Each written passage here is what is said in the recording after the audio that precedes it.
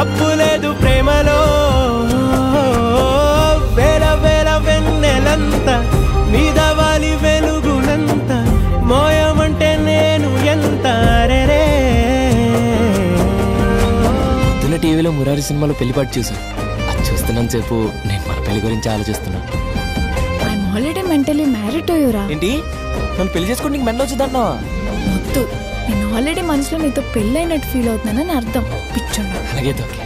ఆకాశం తాకాలి అని ఉందా నాతో రా చూపిస్తా సరదా